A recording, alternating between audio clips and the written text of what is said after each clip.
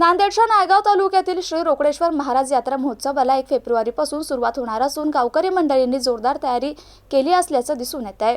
यात्रेची सुरुवात 1 फेब्रुवारी रविवारी पहाटे अभिषेक आणि पूजा, सकाळ 9 वाजता पालखी मिरवणूक, रात्री 12 वाजता नयनरम्य आतिषबाजी, 2 फेब्रुवारी रोजी महाप्रसाद आणि दुपारी 2 वाजता भव्य कुस्त्यांची दंगल होणार असून अखेरची कुस्ती ही 11,111 रुपयांची लावण्यात येणार असल्याचं यात्रा कमिटीने जाहीर केलंय। 3 फेब्रुवारी रोजी मंगळवारी लोककला आणि लावणी महोत्सव कार्यक्रम पार पडणार असल्याची माहिती यात्रा कमिटीने दिली। Gangadhar Gangasagare, MCN news, Naigaon, Nanded. यात्रा महोत्सव रातोळी यांचं आयोजन गावकऱ्यातर्फे भरपूर प्रमाणात करण्यात आलेलं आहे।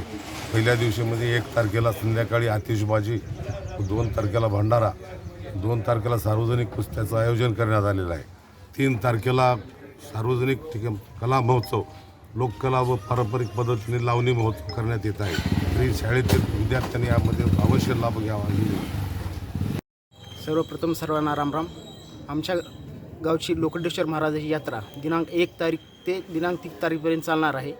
तर 1 तारखेला भव्य आतिषबाजीचा कार्यक्रम आहे, 2 तारखेला कुस्त्याचा कार्यक्रम आहे आणि 3 तारखेला लोककला लावणी महोत्सव आहे। तरी सर्व भाविक भक्तांनी या सर्व कार्यक्रमांचा लाभ घ्यावा ही नम्र विनंती।